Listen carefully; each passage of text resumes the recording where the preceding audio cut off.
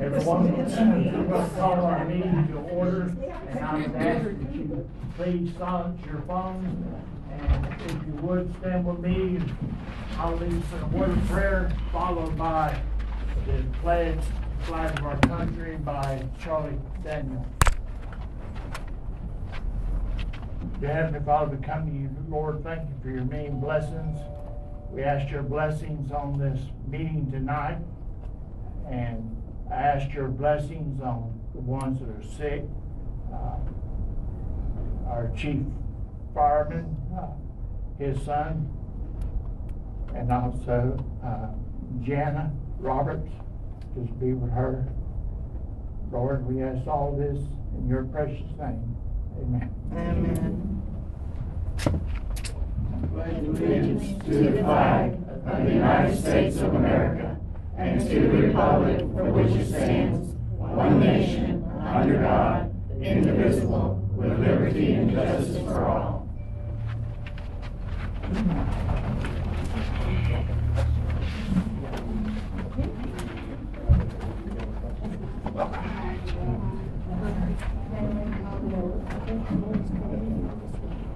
Still late? I was still on late. Right. Yeah, I'm too short, I gotta get up here. No, I didn't have it made, Mr. Charlie, I wasn't that far behind yet. All right. Find your seat. Yes.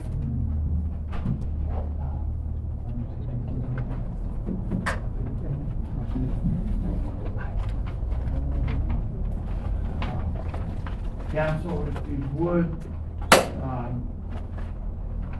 I'm sure you have looked at our minutes from our May 14th meeting, and I would entertain a motion that we approve our minutes. Motion by Jay, second by Alice. Any discussion, questions? Hearing none, we'll call for a vote. All in favor signify by saying aye. Aye. Opposed, like sign, and so carried.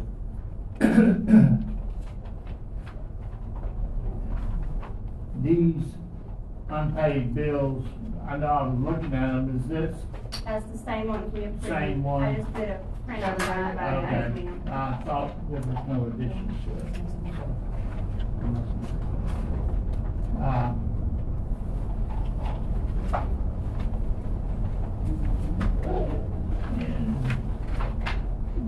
Where it says, view of financial reports with the, I know it was the latter part of last week when we got the bank statement, and with some medical appointments and issues. We have none of the financial reports to review tonight, and she will email them to you whenever she gets them done. And skipping item 5, fire department. Robert, you want to say anything? You give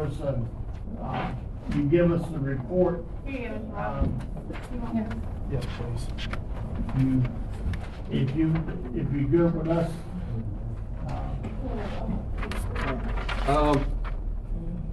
Basically, we took the pyrotechnics class. We had 23 that became certified, so we're ready for the fireworks again. We have 3 students in the Grow As You Go program.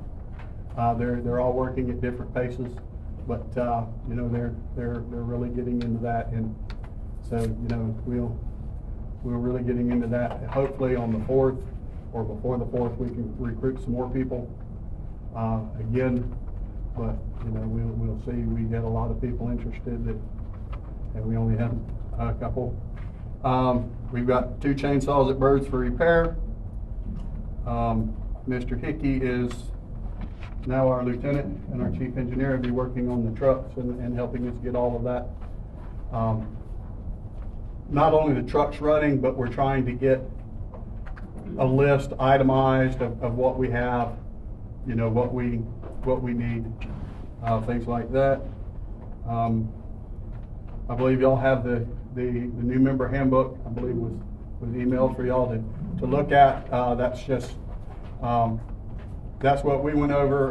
Mr. Saunders also looked at it. He asked us to change a few things that we weren't aware of, especially a part of the liability parts, like the sexual harassment and things like that. We did have to change some of that around because, you know, that's wasn't something that, you know, we were really aware of. And, you know, we're going through our inventory and making sure everything is there and is working. We've got air bottles that need to be tested, so we'll be doing that soon. Y'all had a briefing, a list of the calls in that email as well, I believe, if there was any questions about any of those. And y'all got the rosters. So I think, you know, that's basically it. We're still pushing hard and moving forward. We got several SOGs, or standard operating procedures, from different fire departments, and we're going through those and working all of that out, trying to make it fit our department, because a lot of that has, you know, mixed in with, you know, medical stuff, ambulance stuff that we don't do. So, you know, we're having to go through and just kind of adjusting it down, and as we go, then y'all will get updates and things to that. And then when we're done with all this, I've got one more thing to run by the council when we're done. So, but that'll be at the end, if that's okay. I know it's not on the agenda, but it's just something that me and Ms. Griffith talked about.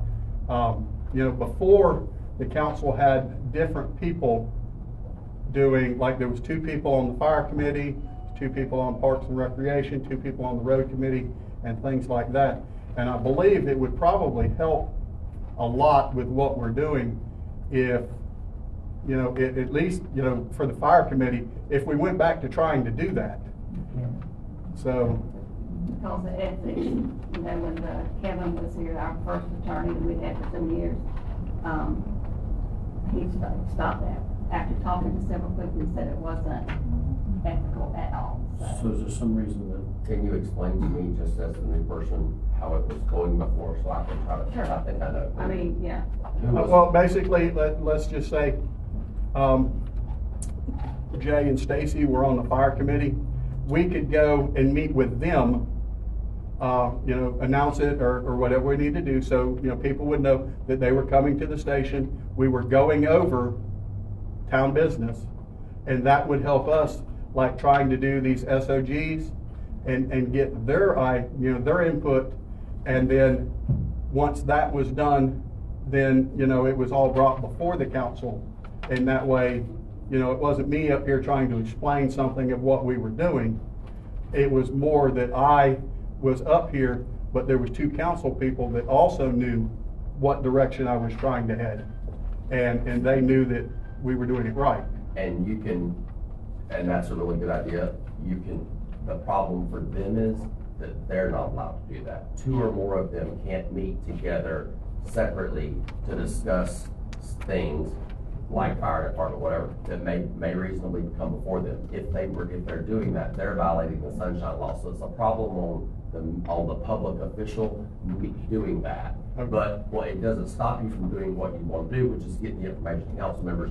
It just unfortunately makes it where you would have to, if you wanted the council member A and B to be at the meeting, you'd have to basically schedule 2 meetings. One with council A member, tell Okay. them, loop council B member in, then you have a couple of people on the council that you've, you know, spoken with about, I'm assuming what it is you're talking, like, the stuff that you're It's just, here. you know, a lot of different, especially while we're you know, getting this thing going back the way it is. So that's what I was curious. I just think it would have been a lot easier to do that than, you know, when we get something that's like a major decision, have to have a workshop where everybody's having to work around their schedules and things. I just thought that maybe that would be an easier, because I know we used to do it.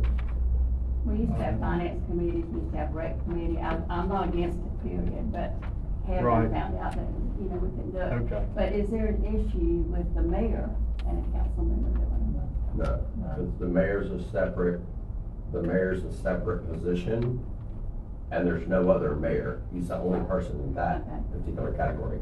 So the mayor can meet with individual council members all day long. The mayor can't meet with two council members without being noticed. Okay, You know, I thought that might So work. we've already appointed, for example, a liaison to the Emergency Operations Center, which they appointed me to those meetings. Can we just decide on a council member that could be sort of a liaison to the fire department and just have regular meetings with them? Oh, And then absolutely. that- It's just- But then that person could sort of, not really back and forth, but they can put some outline information to the rest of the council members as an update. Just sort of to inform them, you know, understanding that there can't be like a back and forth by email, but just like maybe an update. So, and that seems to be like kind of what we were talking about when this started, was kind of creating a connect between the council and the fire department more. And that would be a good idea, of having someone from the council who could be essentially your liaison. Like maybe council members are liaisons to other entities, but having you to have one, and then that way you have someone that's up to speed on what's going on, and then they can't tell the council members, but they're already up here. So when you're doing your thing, they already have your information. It helps you in the delivery of your information, because it is hard, you know, it's like you're explaining it, but then you have someone on the council already who has your information too, so they can also be explaining it. But you just can't have more than, you can't meet with more than one. You can't meet with two or more Okay. At the same time. at the same time, correct? Okay. So is figuring that out something we need to put on an agenda? I think Stacy has already been working. Yeah, I think with she's been working. Are you willing to continue to do that? That's fine. And the mayor. Okay. And I just think that that's gonna help open a road of communication. That way, you know, the biggest thing is we all need to work together. And I think that's gonna open up a big communication. So, Well, thank you.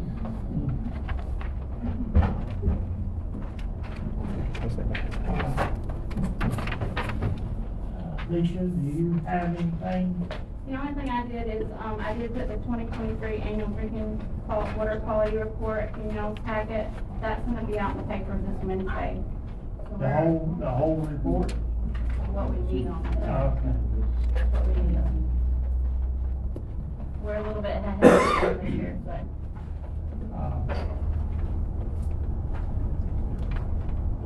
We're blessed to have the water we have. So, Jason, are you not here tonight? The county has their meeting. That's right, tonight, being this is our off week from Norm. So, I have talked to Jason recently, but there's really nothing urgent we're missing tonight. So we'll go into old business, and, we have, I'm glad I don't have to read the whole ordinance. It's very, very long. But an ordinance creating procedures for code enforcement cases as well as violations to be heard by special master / magistrate or a code enforcement board, providing for servability clause, providing that a conflicting ordinance are repealed, and providing for an effective date. And this is ordinance 2024-06-02. I move we accept ordinance number 06/02/2024. Motion by Alice, second by Jay. Any questions, comments? I have questions. Okay. What do we do, now that we don't have a code enforcement? Is there a council member that takes that spot? Is it town clerk that takes that spot? Who takes that spot? In the meantime, until we figure out. Yeah, you have to find, well, you didn't have one from before. Right. And you, at this juncture, don't have one now, but you would have to find someone that has met the qualifications to be a code enforcement, officer for them to be able to give out, citations. So you're gonna have to look for, someone who, would meet those qualifications, because they can't serve as a code enforcement officer without you know, they can, but there's certain things they can't do. Right. Ms. Arnaldi, I think you would, Okay. and that was the training that you did. Right, so actually within the training, anyone designated by the town can serve as the code enforcement officer. In many smaller municipalities, that position is filled by the mayor. There's no state requirement to do the code enforcement training. So in most municipalities, they do have the mayor as the code enforcement officer, basically, essentially, because Cross City, their city manager is who does the code enforcement. So you don't actually need any qualifications or training as long as they are appointed by the town according to the Florida statutes to do that position. And most cities will have a provision within their ordinance, which I didn't see in this one, that says in the absence of a code enforcement officer, the mayor will perform the duties as code enforcement. So right now, if there's a code enforcement issue, you know, with the entire manual that they now have at Town Hall, it lays out exactly what they need to do. And the mayor can move forward with code enforcement. I just don't want us to go another year and not have somebody. We need to figure out that one. Okay. You got any questions, comments? The state Hearing none, I'll call for a vote to approve ordinance 060224. I said, Jay. The motion You talking about the second, motion for now all of us? vote. Yes, okay, I'm sorry. Yes.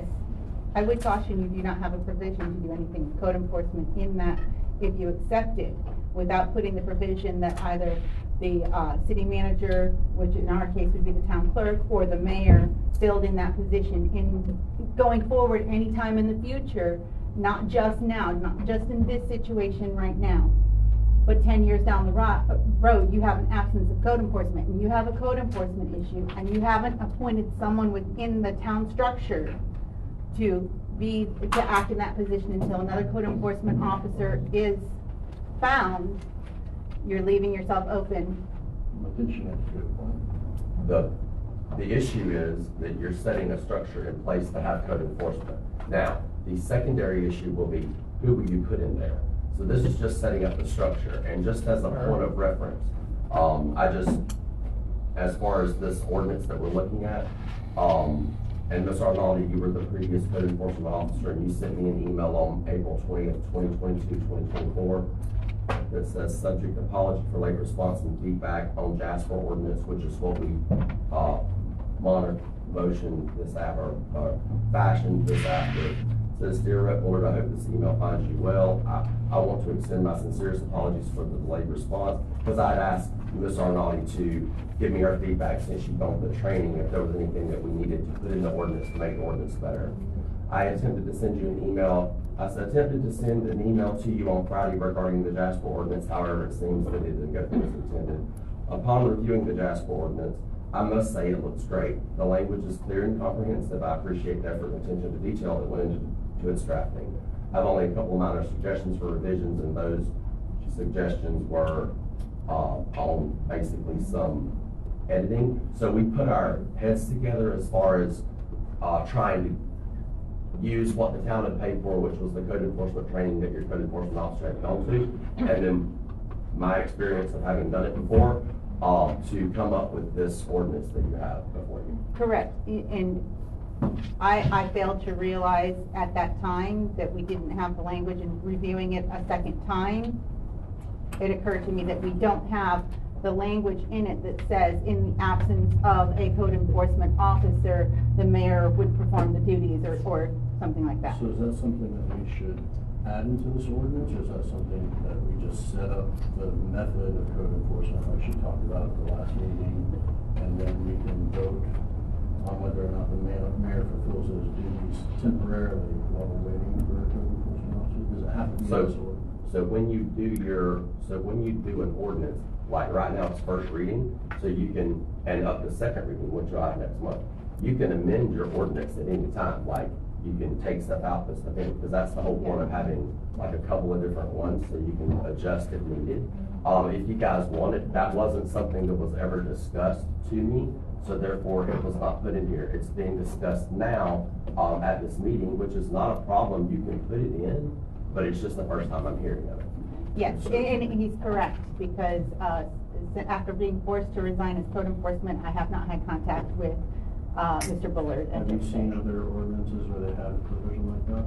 I have seen other ones Maybe online. we could just fashion something after, just to provide for that. I mean, I'm not sure it necessarily needs to be the mayor, or the mayor's gonna be willing to do it. I'm not sure if there's anybody else.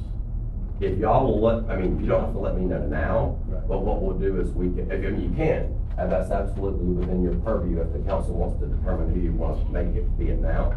A lot of people have their police chief as somebody that's doing it, but it can, you know, it can be anybody, but the person has to want to do it, you know what I mean? So if you all let me know, we can amend the ordinance either now, or if you want to, we can, next month, we can amend it on second reading once you guys have had a chance to think about it, since you're just hearing it now for the first time as well. Right, I have no problem with that, I just, So your ordinance, for every time, like an ordinance is basically a law that the town passes, and what happens is you draft one and it goes on first reading. So this is the first reading process, and there's discussion among the council, there's discussion among the public if there's input from the public, like you're giving input from the public, and if anybody else wanted to give input, you would be able to give input. Like you're being heard, you know this is something that's on deck to happen.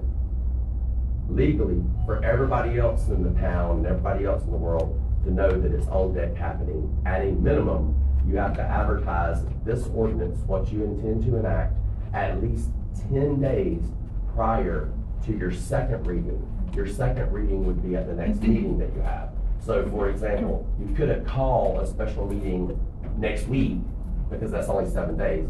You have to advertise it, and I'm not sure, and you can advertise it anytime before 10 days before the second reading. It doesn't, 10 days is just the minimum, like that's the last drop dead time that you can give the notice. You can, I've seen it, people give 30 days notice and whatnot. It's just a matter of preference on the clerk who's the one putting the notice in the paper. And I don't know if we noticed it yet as far as for second reading in July. So it would be on second reading in July, and ideally this coming month, you'll get with the Riverbend News, because it has to also be advertised according to statute in a paper of general circulation in the county in which the municipality or the county itself is located.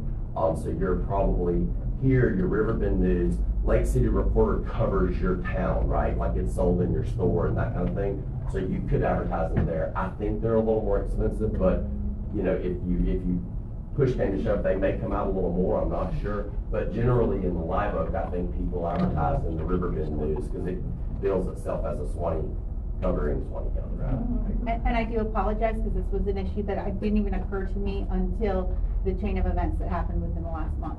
Okay.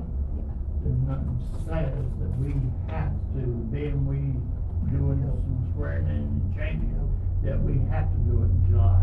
We can advertise it, we can do it in August, is that, am I correct? Yeah, you can give I'm your- asking. Yeah, you can give yourself as much time as you would want to formulate your law. It's no, there's no set 30-day first reading, 30-day second reading. There's, Keep looking at the cop. if you wanted to put the, I know you do, but. Sir, ordinance you're gonna on. have to be quiet, or I'll have you. Oh, you already got me set up to get out of here, so keep, by all means, continue. The I know what's going on. ordinance can be, right now, you can table it on first reading and come back to it as a first reading item. You could pass it on to second reading, but if you're gonna, and adjust it for your second reading, so, and talk about what the adjustment's gonna be here, or talk about it at the next meeting. But if you're gonna potentially push it until, or move it until August, you would basically pass it on first reading, but for second reading in August, so everybody knows it's gonna be in August. Then also, your advertising window is gonna be anytime from 10 days before your second reading, which will be in August. So if y'all need more time to think about it, you can just pass it on to first reading and set it for a second reading in August. I'm sorry, yes, sir, it's on the other hand. Yeah, I had my hand up, I was waiting for you to get to the point that I could interrupt something now. With the importance that was given with this of going to the first ordinance, to the ordinance and then the first reading, right now we're down to just logic of, hey, if there's not a code enforcement officer, who's next? That person doesn't exist, who's next? That seems like a pretty straightforward process that shouldn't make this delay out until August and September, correct? And would it be prudent and reasonable to get it, somebody make a recommendation tonight? I'm here to give legal advice, I'm not here to give judgment calls. That would be something that the council members in their authority would have to say if they, because it's their decision, they would have to say it. Like, I can't say what they should or shouldn't do, I can just tell them what they can or can't do. Like, I'm gonna try to advise them as best I can. So it really goes to the board then, not to you? Correct. Yeah, okay.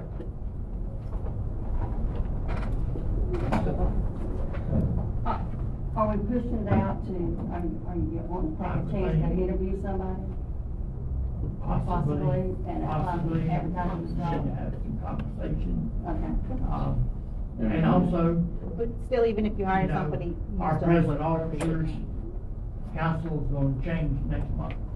So, I think I mean, I think Charlotte has a point that regardless of whether or not we hire somebody, this clause may need to go in here, so I think we need to consider that, but I don't think that there's anything forcing us to do it in July with the turnover and everything.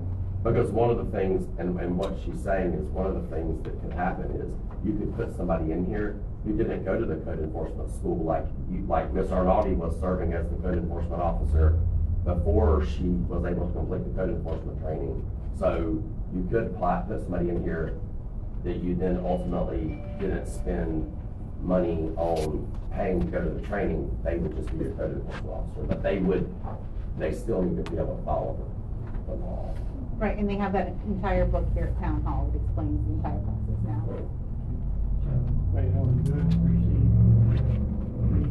it, If you want to, pass it from first reading to second, if you want to have it on second reading, you can have it on second reading in July, or you can have it on second reading in August. But if you're gonna do it on second reading in August, then you all want to have more time with it, just pass it on from first reading and then amend your motion that was to take it from first reading to second to say it's gonna be first reading to second in August, and that way everybody knows, the clerk knows when the advertisement window will be, and that's the best answer. You'd be willing to amend your motion?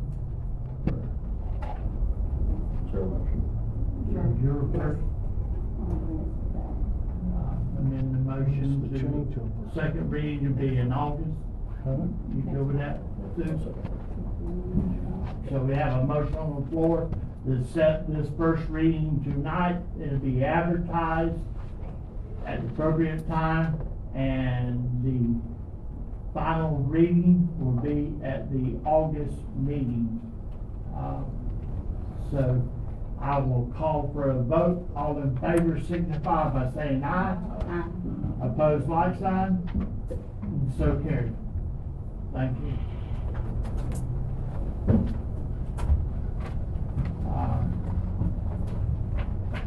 The next item on our old business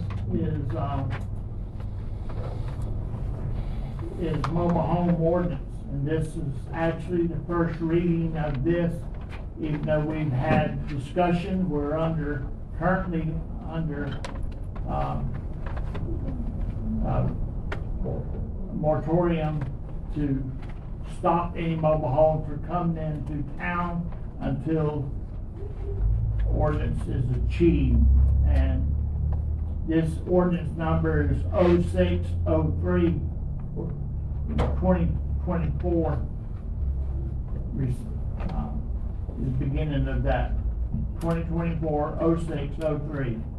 an ordinance requiring a move-on permit before any mobile / manufactured home shall be moved onto any residential lot within the town of Branford, requiring recertification of any used mobile manufactured home, specifying minimum requirements for recertification, establishing a non-refundable fee and penalties for violation of the ordinance, and providing an effective date. So, I'm sure all the councils read this, not as long as the previous one, so I would entertain a motion to adopt 2024-06-03. So moved. Motion by Jay. Here a second. Second. Second by Alice. Any discussion? I have a quick question. Okay. In the mobile home ordinance, I believe a portion of why this mobile home ordinance was being brought in was to also limit older, more dilapidated mobile homes to be brought into Branford, and I wasn't seeing anything that stated like mobile homes no more than 10 years old or something like that in the ordinance. So Were you in the workshop? I did not make it to the workshop. So we were pretty much advised that, and I mean, Rhett, you may want to look into this a little bit more, because I do agree that I'd like to see something like that, but we were pretty much advised that we could not limit anything beyond what the state had already limited it. And what is the state's limit at? In zone 2. That's basically it, is what. Well, I know that in Suwannee County, I think it's that still 1994, unfortunately, but I'm not totally sure. What happened in this case is that you all had a moratorium when I came on, and you asked about mobile home regulations in terms of people moving basically feeder trailers into your town and parking them next to people's houses and then not fixing them up, and then the people are living next to something that's somebody's maybe gonna do whenever, and it's impacting people's, impacting residents. So therefore, we went to your building official for Suwannee County is your building official for Branford. Your building official for Suwannee County is familiar with Live Oak's regulations. So what we did was we got Live Oak's regulations. I met with your building official here, a couple of people from their office. This also went to your city planner. That's how this came about. So, because you don't have these regulations in place now, you have a moratorium stopping people from doing that, but you don't have anything in place now that's, except for the moratorium, which will be set to expire, that keeps people from doing that. And there's nothing wrong with having an older mobile home that's fixed up. A lot of people live in them. But when somebody pulls up a mobile home by your house and one wall's missing, or, it's just not a, people don't want to necessarily live next to somebody's hobby project. They're gonna get to whatever. You want to have it, if it's coming into your town, you want it to be meeting state certifications so that it's actually habitable and not just, a situation where people can't, where nobody's living in it and maybe it's a danger to kids getting in it, whatever. There's a lot of reasons why you wouldn't want that. So, Rhett, my concern has always been the housing stock in Branford in general and the age of the housing stock. And if we're allowing people to bring in really old mobile homes, repossessed, not repossessed, just move them in. That's not like building a site-built home that's built in 2024. Like, it lowers the quality of the entire housing stock in town. We've had somebody bring them in just to rent them out, just as cheap investments. So that was what Charlotte mentioned was one of the things that I had wanted to look into, and we had a different lawyer at the time, and we had our workshop, and I was shot down on a lot of the things that I would like to do to sort of limit the age or quality, or require a higher quality home to be brought to Branford, because it's my position that if somebody wants to invest in the town, they need to be investing in quality housing. So I would actually like to look into, I mean, of course we can do the first reading, but I would like to look into what other counties do, because, you know, since then, it's been brought to my attention that other counties have placed a limit on the ages of mobile homes. We seem to be being told that that's impossible, that you can't do that. And I don't know if it's one of those things where they've done it and just dared somebody to sue them for it, or what. Okay. But I would like to look Tommy into said, it. was the, what There you seems to said. be a The planner. opinion from the city planner that that is not gonna fly. But I think that all of us would like to see it fly if we can make it. So my advice would be that you pass this on first reading, because you are under a moratorium. You wanna, having something is better than, you know, nothing. But in the moving toward the something, I'll investigate that for you if that's what you guys want me to do. And, I'll investigate it and come back to you with an answer. Because there's got to be an answer here, so we'll find it. And one other question regarding this list of, you know, things that are required. I see that you have the licensed installer or dealer is applying for the permit, but is there an inspection process that goes with it to provide that it meets these requirements?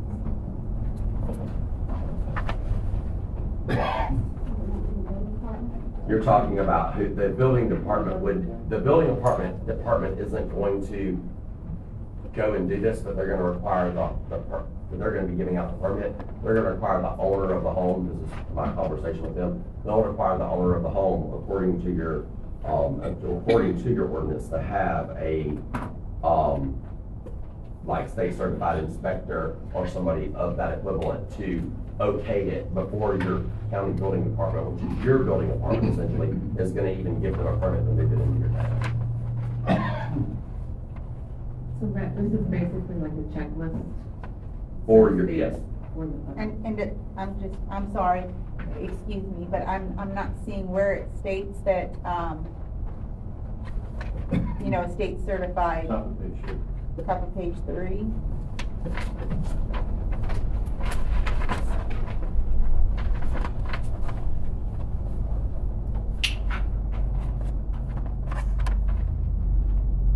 And there's a requirement that the inspector give an affidavit, I mean, so, Okay. Got it. Thank you. Where am I at on the, did I call for a motion? Did I? Yes, Shay and Ms. Allen seconded. I see it right there in the section. Likewise, Thank you. which is August. I've never been here through one of your organizational meetings, so I don't know if it's like more, I don't know how your July meetings typically are. So if you guys wanted to do it in August, you could too, but I need to check that moratorium date, because I want to know where we are on the 6 months. We had, we're probably still very good.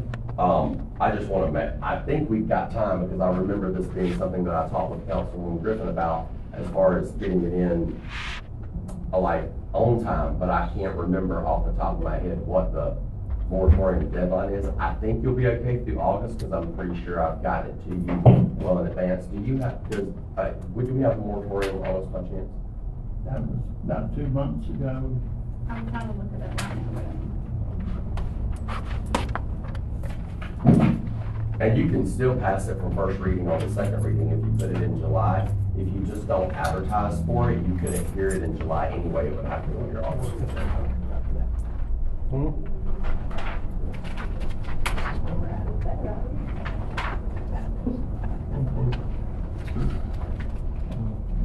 Once again, I'd like If you guys want to take a little recess, maybe, Okay. you know, and then I'll check. Just because I want to give you guys the right date. I'd like to give our new council people time to read it over, you know, they're gonna be the ones holding the back. So I think we should also move that to August and just give them a little bit of time to give some input, suggest any changes that they may. Yeah. We did it for 6 months on March 26th.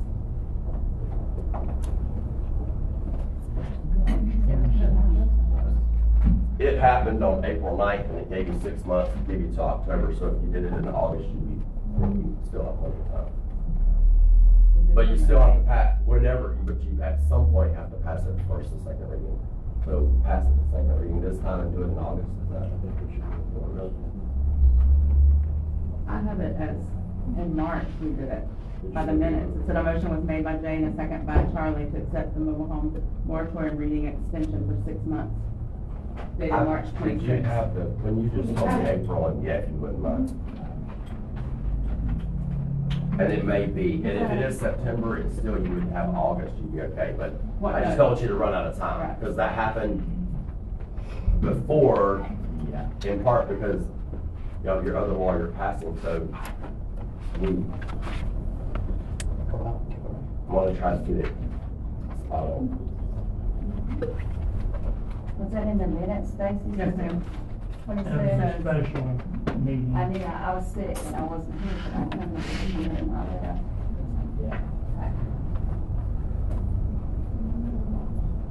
It will run in the paper on April 9th, at the April 9th meeting.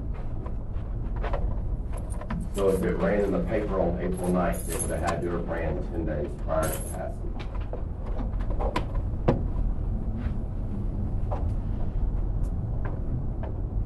No, the first reading was March 26th, the second final reading was April 9th.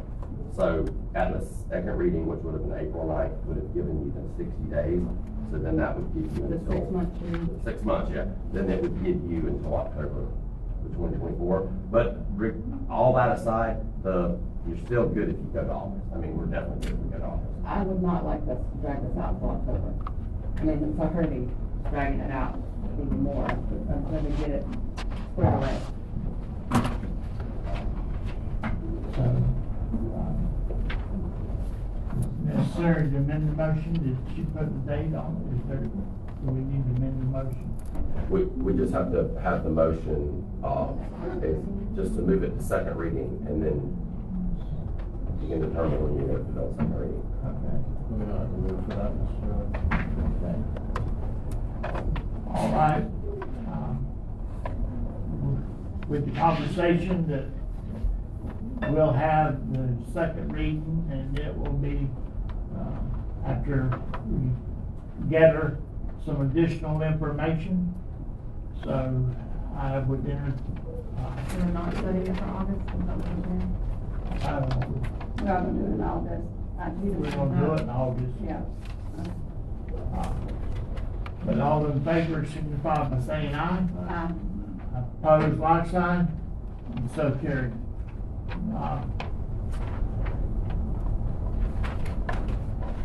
New business is, future plans. But Stacy, I was unsure if this really be under new category, because none of the other council members don't have any idea what she's bringing. It's more like at the end when we, council members have an opportunity to put input. But anyway, we have it listed here, so future plans, so go ahead. Thank you. Back in December, we were given the list, which is kind of similar to what Alicia had given us earlier today, with things that the town, projects for the town. And like we talked in December, I think we need to come up with a plan, because appropriations is right around the corner. And we don't need to miss out this year on appropriations money again. We need to move forward with allowing the council to work together to get the appropriations submitted, so that we don't miss out on things that we could get funding for. So there's a few things that are added to this list that weren't on the previous list, and I wasn't quite sure what some of them were. So we need to just specify which project, Prioritize, I mean, there's, what has been done on, I mean, we hired the attorney, that was on the original one, but. This I was mean, actually my list. It was no other council members. This was my list, my reminders of what But we haven't anything that we discussed discussed about, or I had. So it's not So that's. yours, it's not necessarily anyone else's. Oh, it's the town's list, but I think that sounds like a workshop, where we sit down and we go through all these things. Once again, with the new council members, I would think. I wouldn't push it too far though, Jay, because No, I'm saying- appropriations paperwork is I'm saying lengthy and needs to be done correct. What is it? November. So we really need to. Can you work with them this year and Yes, help I'm them allowed. out? Yes, ma'am, I will. Lobby? Yes, ma'am, I will. And speaking of, you say the term lobby's been, the county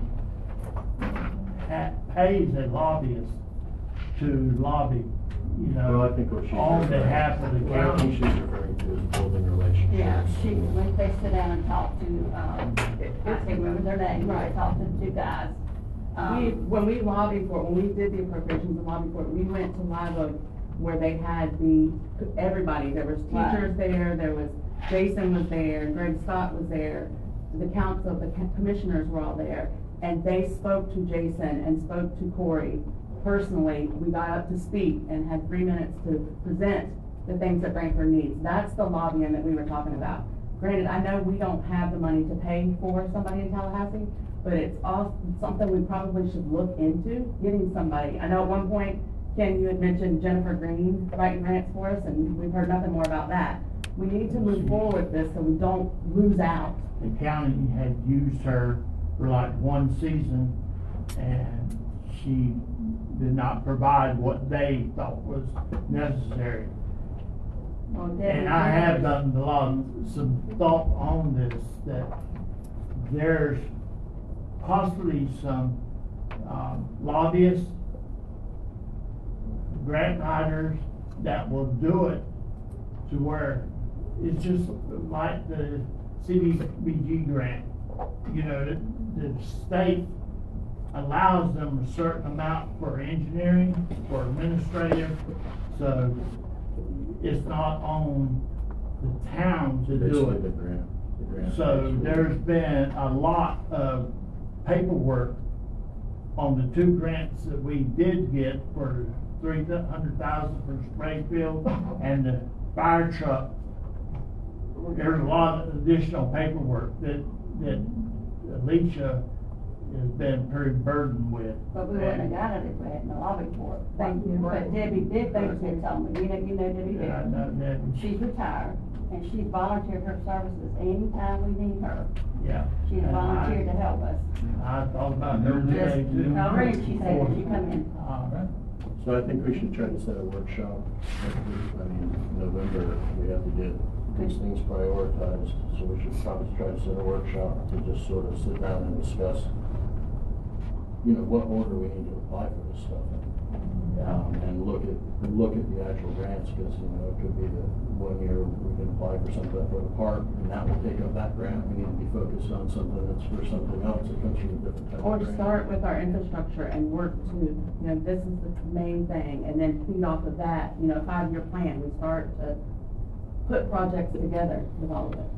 And So, one of the things, one of the things y'all may wanna consider doing too is and I know that representatives and senators generally come to the county, see rural areas, whatnot, but you're a municipality in your own right, and if you invite them to come, invite them. You can't demand them, you can't command them to come, but they work for you. And you can also invite them to come and have a delegation meeting here in Branford, because that puts them in Branford, but also you're right here where there's people over in Lafayette County that it'd be closer for them to drive to Branford to tell a representative or senator what their opinions are. There's people that live on the Columbia County, line, that it might be easier for them to come to Branford and tell it, because I'm sure you get a lot of influx from this Tri-County area.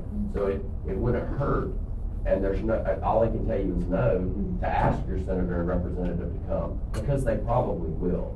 Right, we did ask Senator Simon, me and Donnie were at a fundraiser that they did for him, and we did speak to him about that. He said he would love to come talk to us. Yeah, so I mean, you just, all you have to do is just get with the offices of the senator and representative, and they'll essentially give you, and they'll probably do it piggybacking it onto when Live Oak has their delegation meeting, but then your citizens, your residents, don't have to go all the way to Live Oak to talk to the representative. They can talk to them right here in Branford.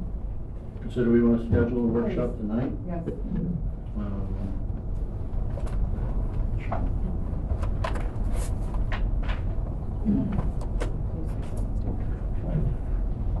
Are Wednesdays or Thursdays good for you guys at all? There's Sorry. either one. Kevin? Would either one. Depends on what Wednesdays. Usually we never have council meetings, so I generally sit in doctor's appointments. I try to sit them on Wednesdays because that's We're not meeting generally every day, though, a right? negative day, but Whenever, I can be available any Wednesday or Thursday. Alright, how about July the 11th, because we've got a meeting, okay. we had a meeting now on the 9th, and everybody was sworn in, and Kevin will be able to sit on that and be a part of it. You think 5, 6, what's best for you, Stacy? Whatever works, 11th, July Okay, 11th. you got it. 11th is good. I don't have my actual calendar, but I'm pretty sure. 6 o'clock, that works.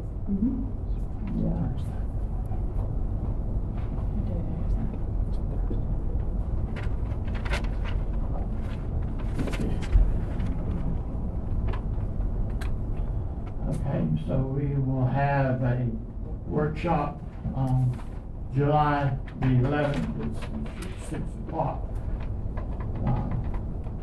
But, you know, as Rhett and I discussed, at one time, we had a grant writer in Orange Park, then she fell ill, she passed away. Then Fred Fox, he's the one that wrote the CDBG grant. He's out of St. Augustine. He's a grant writer. Generally, he works closely with Met Tower and Associates. So Alicia, can we maybe address that in the meeting also, just sort of brainstorm, maybe get a list together of grant writers that everybody, I think Alex mentioned somebody who would, potentially do it, Charlotte, do you have? She just volunteered. I would like to herself. volunteer to assist with that. I do have grant writing experience as well as grant reporting experience from when I was the pro bono coordinator at Legal Aid. As you know, Legal Aid is run by grants.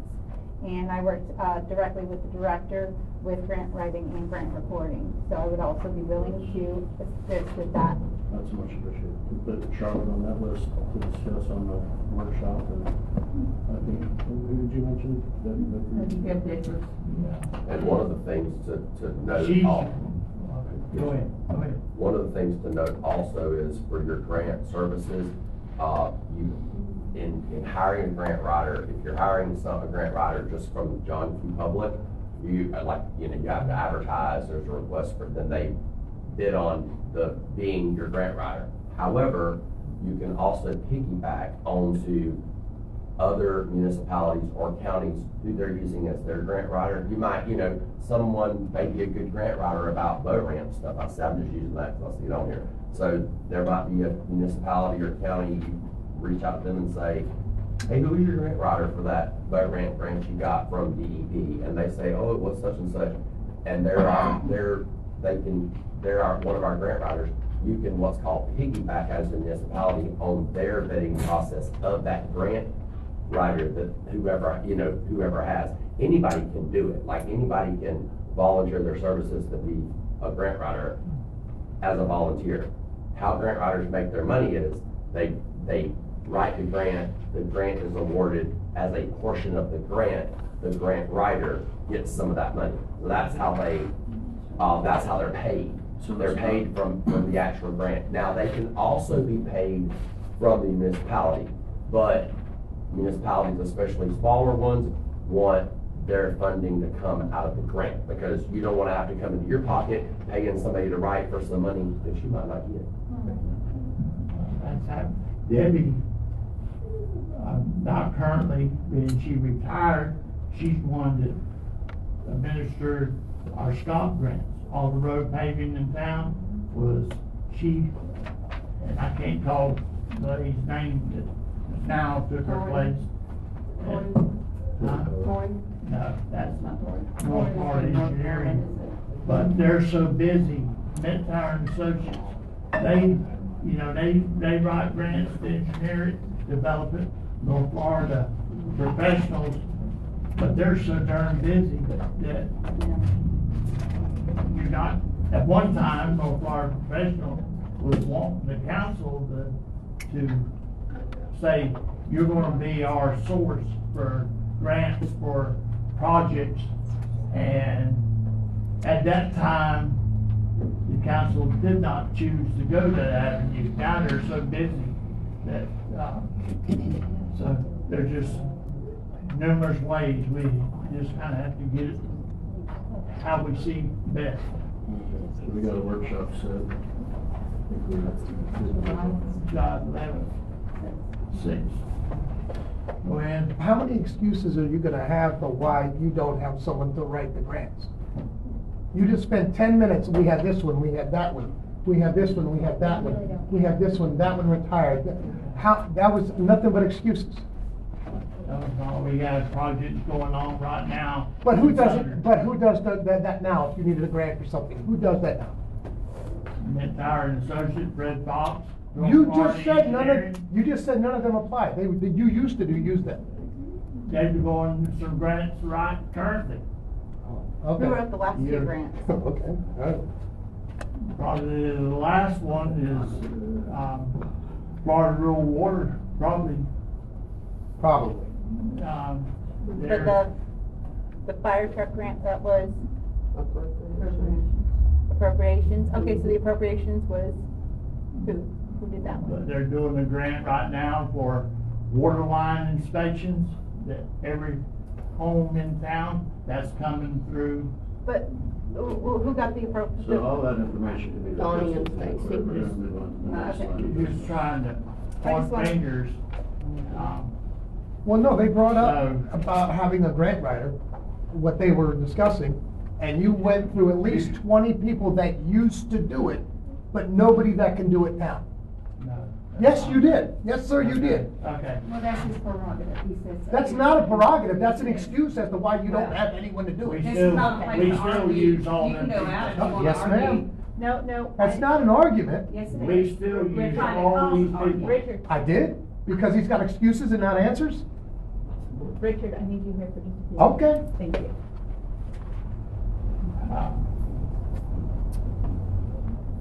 Food trucks, you had on here, you had questions or comments? No, public comment. I had someone reach out to me about wanting to come to Branford in a food truck, and I pulled up the ordinance that we had done, and I had asked Alicia about it, and there's $150 charge that we charge them. How did we come up with that $150? Because I couldn't explain it to her, and there's nowhere in the ordinance that says that we chose $150.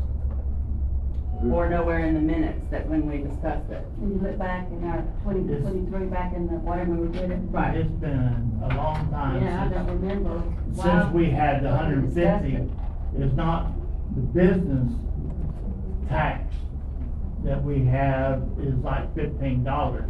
No, wait, does the ordinance specify 150? No, it does not So- say it. So did our It town hall? was a That's vendor. what I'm asking. It's under vendor, any vendor. If you come in town, and I don't have the ordinance, because it was a long time ago, if you come in town selling tennis shoes and t-shirts, you have to get a vendor permit. If you sell vegetables at someplace in town, you have to get a vendor, $150. How long is that? It used to be called a business license, and you had to go and pay the town for your business license. Now it's called, if what you're talking about is this, now it's called, now it's not a license, because you're not licensing them to do anything, it's a permit. So it's tax essentially. You're taxing them to do business in your town. So if you own a brick and mortar store, your business tax receipt or business license cost per year is $15, is my understanding, is that right? Yes. Ms. Wood?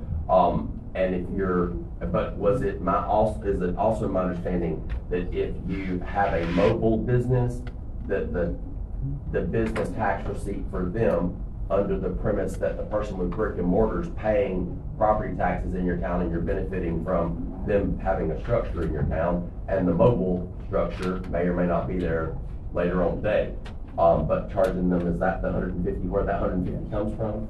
But I'm on the vendors, because we had one bus squad carrying on about it, remember? Right, I remember all that, but I don't remember us discussing $150, that's why I'm asking, because I called other It was areas long and it's before- not. It was before you. Okay, It so, said- it's so what been we're several saying years. is we did a mobile home ordinance. No, we did a not- food we truck did not- ordinance. Our food truck ordinance, we did not not specify a fee specifically Fee, for food okay. trucks, but we're applying a different older vendor Right. fee to the food trucks. And It's not the food truck. we'd have to pull up records. So I would just, intention wise, if I was running a food truck, I wouldn't wanna waste 2 days worth of income paying business license or, Other areas are cheaper, that's why I'm asking. You know, there's Okay. $50, there's 75, there's What does our brick and mortar pay? 15. But they also, we get accurate. Right, but they're also here making money every day, which Yeah. most food trucks. I think the people in this town would like to It's see. $150 a year. Yeah. But that's a lot compared to other It's a pretty surrounding good- counties that are charging, that's why I'm asking. That's why I wanna know where we came up with the 150. It was down the books for a long time. Go I ahead. have to look it up. Okay, so you just said that if somebody comes into town to sell vegetables, they have to pay this $150. Yes. that's- So people at the farmers markets now have to pay $150 also because they're bringing vegetables in? Not when we had the farmer's market. That was waived, the fee, because the town had the farmer's market. It was if someone set up down on somebody's commercial property, that they could want to sell vegetables, they could, but there's $150 tax for doing that. Can we look into this and see where that 150? Do you have your notes from that night? Mhm. I can go back and look at mine and see if I wrote anything pertaining why we did that. I think the I'll look and 150 see. was probably 8-10 years ago. That would've been a lot, It's 8, been a- 10 years it's ago. been It's been a long time. Okay, well, Is it something we can put on the agenda to discuss next meeting and find out? yes, because I'll go back and look at my minutes and see. Can you please add that for next month's agenda, please, ma'am? Thank you.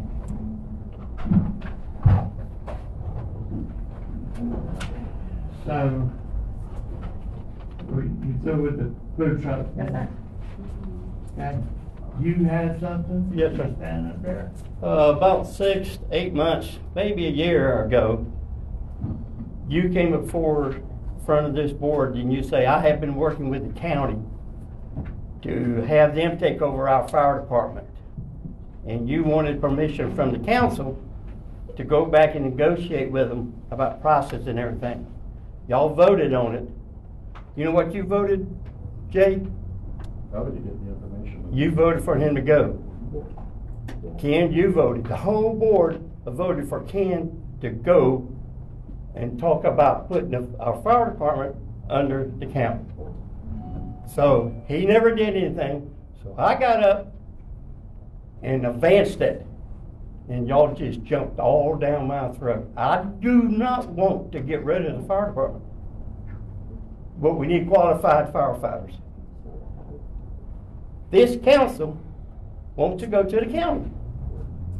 But y'all don't listen. Y'all just want to blame it on one person. Donnie, just to be clear, We did not. we wanted the information. We wanted We information. to There was make- never said We let's wanted go to to make the an county. You informed- said, I think we should go to the county. You have said, I got my 3 minutes.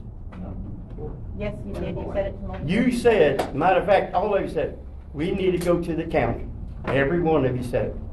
And I've said it to the fire chief, we've talked about it multiple Right, times. but then y'all wanna turn around and come in here the next meeting and sugarcoat everything I said to make me look like the guilty one. Nobody stood up for me, like I didn't stand up for Dale, and I got chewed out for not standing up for him. Okay, so. But I'm still got my 3 minutes. But nobody stood up. Y'all let me take the fall, even though y'all were partially responsible for what I did. Now you can talk, Jay. Okay. I don't equate the moves in that meeting with trying to get information to make an informed decision about what to do with the fire department. There is a reality with the fire department that I think Robert will echo, that it's hard to get volunteers. You know, it's not the community that it once was. Robert is close to retirement. We don't know if we're gonna have enough volunteers to step up, so we may be in the hard position of having to make change. Do we want the best fire services we can possibly get for Branford? Yes. Do we want to be able to afford it? Yes.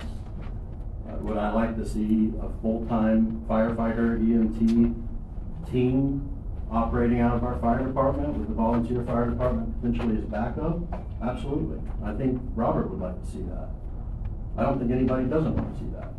But what we need to do is first of all, we need to support our volunteer fire department. In the meantime, you know, they've given their entire lives to this venture and to this town, and we need to show them respect, and we need to work with them because they're the ones who are experts on this. They're the ones who can help us plan this and help the handoff to be something where if the county wants to come in and be supported by the volunteer fire department, we haven't ticked off every volunteer firefighter that's ever worked for the town of Branford by disrespecting them. So I don't agree with your characterization of all that.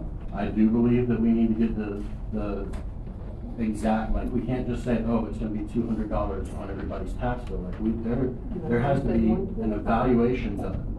Like, it's a long process. It's probably a 5-year process. So is that my ultimate goal, to make sure that we have the absolute best fire services that we can? I worked in insurance for a decade. The best fire services that you can get, that's what you need to be going for, hands down, no question. But there were actions taken in the meeting that you're talking about that would have put this town at risk in a different way than you guys pointed out, because I realize that there were already issues. I realize that there still are issues. I think our fire department is busting their butts to resolve those issues. I believe that they've invited Donnie and Ms. Griffith in to look over that. They're giving us reports every month. They're moving as fast as they conceivably can. And if there's recommendations on how to help them move faster, they're open to them. So I don't think there's anything to defend them. I'll add to that. I did talk to the county. I didn't want it to be underhanded when I talked to Chief Hand. But, so that's why I come back to the council. And then, if you recall, during our budget time this past year, we asked our CPA to give us what would we have to do if the town ever wanted to do that. And he supplied us back, we have to get a company that runs a audit of the area and then they provide a report back to us. It's 2 years minimum to ever get the county to assist. And the first one that brought it up was the county commissioner. And he said, why don't y'all, he said, I'd be all for moving the fire department out of Beachville back to Branford and stocking it with 2 full-time fire persons. Now, so there was some conversation, but last year, just about a year ago, when we were doing August, when we were doing budget, that's what Mr. Powell supplied back. I want to say, I asked the council, did they want to proceed at that time? And I want to say that there was a couple of council members did not want to proceed with doing that. You had to pay this company to do the audit and so forth. So just to be clear, there's no firefighter here that thinks that we shouldn't look for the best fire services available, and who isn't willing to work, you know, if we set something like that up, isn't willing to work with the county if needed. I'm assuming. Tell me if I'm wrong. I'm concerned. I'm already a volunteer on the county department, so it doesn't really bother me none either way. I'm concerned with the cost that the citizens may not be aware that's going to impact them. There will be almost a 20% increase in your homeowner's insurance alone, not to mention the taxes that will be going up to pay for the hundreds of thousands, if not millions of dollars it will cost to pay a fire company to come in here. Because that's going to be dispersed among our 700 residents, some of which are on retirement who can't afford that. So you're having to consider these hundreds of thousands of dollars and their taxes going up, their homeowners insurance going up. And even if Suwannee County is willing to put 2 fully certified Fire 2 training officers in Branford, they legally, according to state statute, are not allowed to enter a structure without 4 certified officers on that hot zone. So no matter what we do, we're gonna need volunteers. So really, you're going to go here and say, oh, we'll go ahead and charge the town $1 million, we'll say, just because it's a nice round number, to put 2 people here who still can't do anything more than your Branford firefighters can do right now. Well, it was not to. But wouldn't our owner's It was insurance go not up to- without it? Excuse me. It was not to eliminate Branford Volunteer Fire Department. It was In addition to, in- yes, I right. understand that. That In that was- addition to, you're charging your citizens, who are mostly senior citizens on retirement, the taxes to fund that. So Well, Janine, just to be That's clear, fine. this is That's all, what I'm this is against. all fact finding. We're not This is making not. any decisions, but we did authorize someone to go Yeah, and that's fine. find the facts so that we can actually have the numbers ahead. Mhm. Because there have been suggestions that, you know, we go down to a protection class 3 if we had those here, full-time firefighter, which means that people's homeowners insurance would go down. It would only cost us $250 a year per household. I'm not saying that any of that is valid. I don't necessarily buy into it, but that's why I wanted to get the facts so that we can make an informed decision. But the time to get that, how many people are gonna have to move out of this town to survive? We won't know until we understand. Until it happens, I get it, but that's a risk that, But I mean, we're not taking a risk by doing an evaluation. not that, no. We're not doing But if we away move it in, with the fire department. It's on the council. Go ahead. Okay, first of all, I would like to remind Councilman Hatch about the conversation when he contacted me after the meeting where Donnie and Stacy brought up the issue of the fire department, where you stated to me that you wanted to do away with the fire department, you had to do it tactfully, and you wanted it to go over to the county, where I told you that the best option is to have both, because then you have the best of both worlds. Do you remember that conversation, Jay? Not the Would way you like you're me to doing get you it. copies of it? Don't lie, bro. Do that. Do not lie. Okay. I would like to remind you of that conversation, and I will freely give that information to anybody who would like to see it. You said you wanted to do things tactfully, okay? Yeah, look out for the feelings of the people who've contributed to this. But you stated you wanted the fire department to go to the county. Are you finished? I just explained that to everybody. I literally just finished saying. And do you remember me having a conversation with you and explaining to you that I don't think the Branford Volunteer Fire Department should be disbanded? If you bring in the county, they should be an assist to the county fire So department. we agree, you can move on. You do recall that conversation then? You want to speak? We agree, you can move on. Do you want to speak? You sure? Okay. Actually, yeah. Okay, go ahead. Yeah, cut her off, right? On regards to the dealings with the fire department, the estimated response time for Suwannee County Fire Rescue. Does anybody in here know what it is? It's 18 minutes.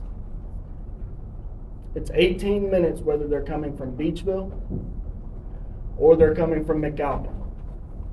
And if those 2 paramedics, who are also firefighters, are out on another call, so let's say Billy Bob stubbed his toe and he wants to go to Gainesville tonight to Shands, they leave Branford and take Billy Bob to Gainesville. You have nobody. That is why your ISO assessment will automatically go from where it is now to a 10. You have nobody to protect the town. You have McAlpin, but if McAlpin's out, you have Live Oak. So now you're waiting 35 minutes for a firefighter, an EMT, a paramedic. God forbid you got to have a helicopter. They won't land a helicopter without a fire engine on scene. Little Miss Jenna. Everybody knows the issues that are going on with her right now. If it hadn't been for Branford Volunteer Fire Department, she would have never made it to Shands. They would not have landed the helicopter. Right. You don't have to defend the. I'm not worried about defending them. I'm worried about people knowing the facts. Okay. Because we have some people that stand up and say this or say that about whatever. Yes, we're volunteers.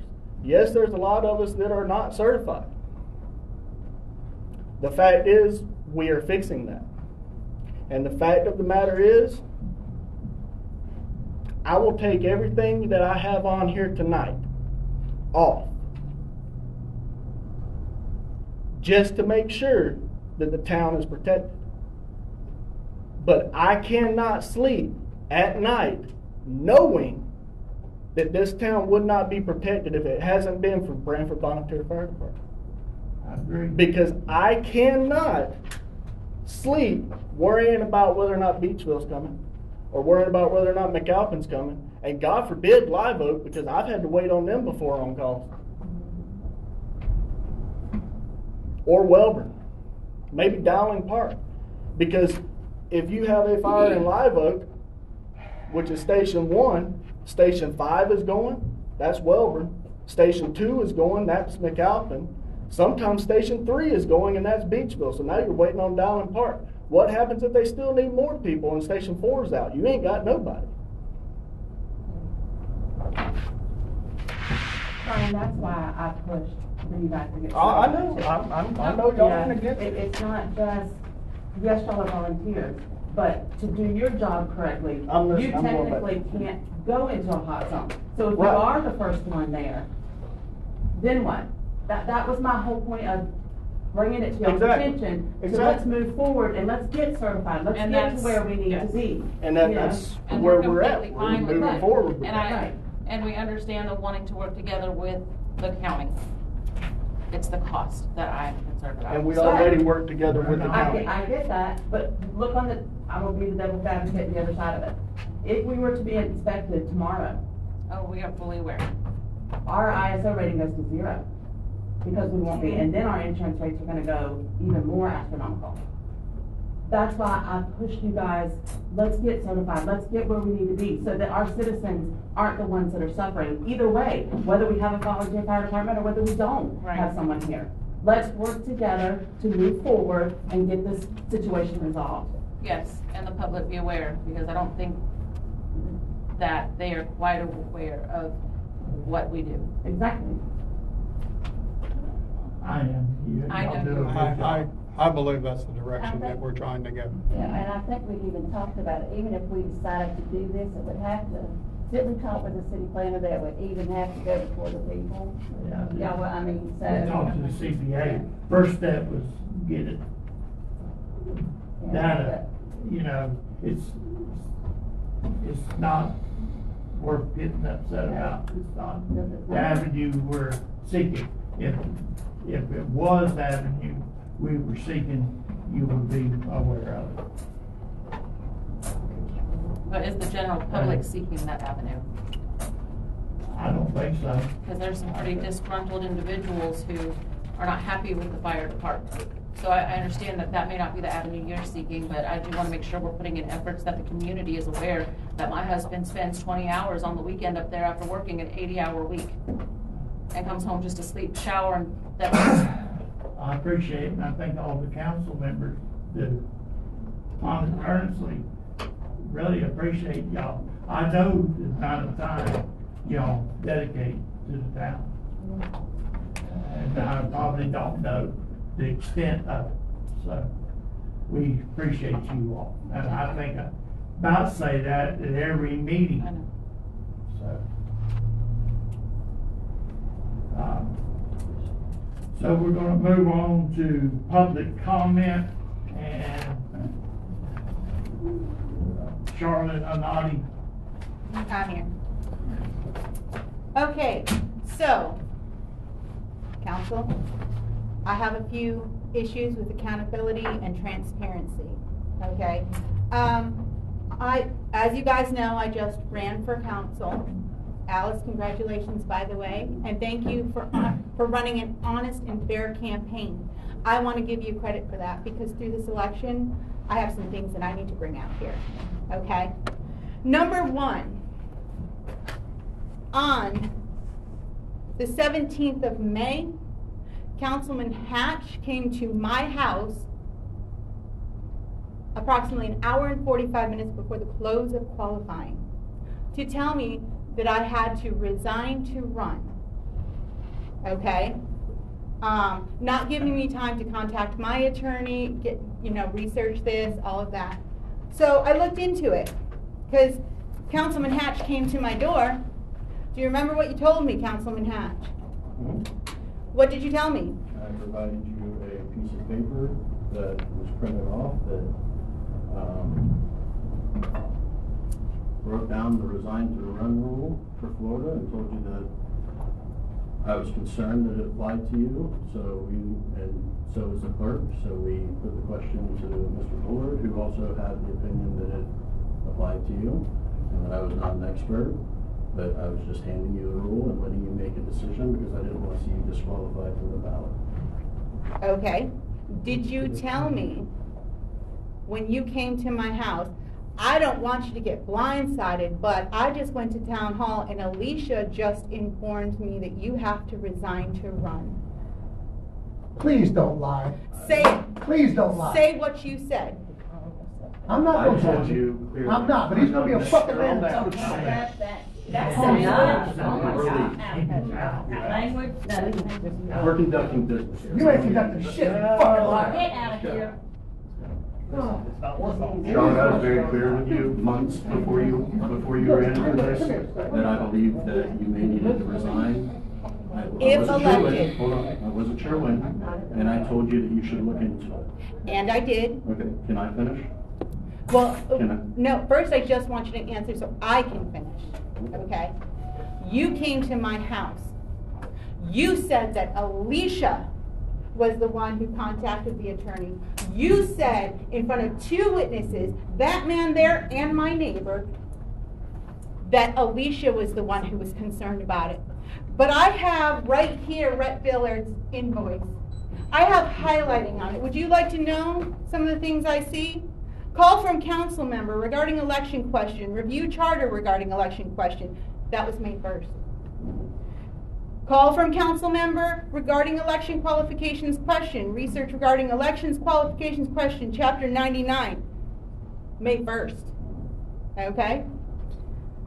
Call from council member regarding election question. Research on election statute, May 7th, May 14th. You came to me on May 17th. Okay? You came to me and you threw the blame on Alicia. You sat there in front of two witnesses and you threw the blame on the town clerk. That is not becoming of a council member. And as far as me having to resign to run, I have done research into this. According to the town charter, the code enforcement officer is under the office of the mayor. Okay? The code enforcement officer gives a report to the council. Okay? You can direct this to Mr. Bullard. Now, the resign to run law covers elected and appointed officials. I am not elected. I am not appointed. If you read my contract, I was a part-time town employee under the office of the mayor, and according to our charter and according to the resign to run law, I did not need to resign to run. But you were going to see to it that I was not on the ballot. My actions were to keep you on the ballot. I came to If and I you told knew May 14th, why didn't you come to me May 14th and give me 3 days to contact an attorney instead of waiting an hour and Sure, 45 if I minutes knew till the what, close of okay. qualifying? Alicia, did you call me that morning and say that you were concerned that she wasn't going to be able to be on the ballot? I told you to research this because it was your responsibility to research And I it. did research And it. then I came to you as a friend and told you, look, this is what they're telling me, stop. I'm not an expert.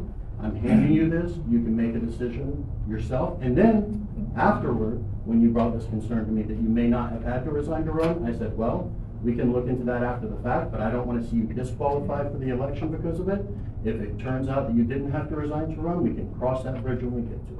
Okay, but I wouldn't have been on the ballot if I didn't resign, is I what don't you know. said. I told You said I I had don't to know. resign to be on the ballot. There were two witnesses I told there. you I am not a legal I'm expert. allowed way past 3 minutes. Thank you. So, Okay, thank that's you. fine. Also, Diane, can you have your 3 minutes? Charlotte, you can have my 3 minutes. thank you so much. Okay, I have 3 more minutes. Public records. I put in a public records request a month ago.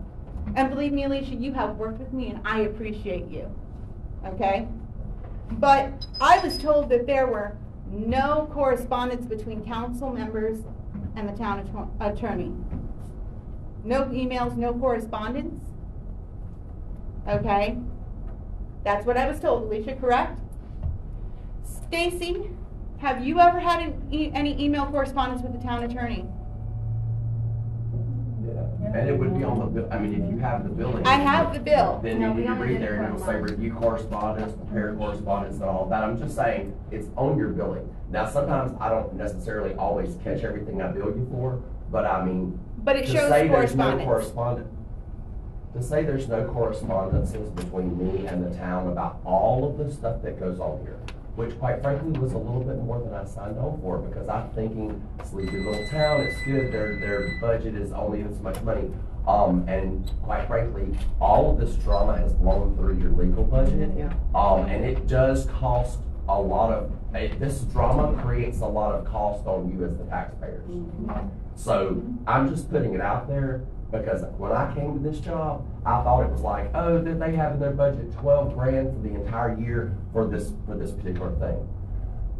This is, your legal bill for the year is going to be more than that. I'm just going to go ahead and tell you, and it's, I mean, you can look at the factors that tend to drive up legal costs, and if there, and quite frankly, if the speaker feels aggrieved about some reason not that she could, not, aside from the fact that as a candidate, it's your job to figure out if you're qualified for the job or not.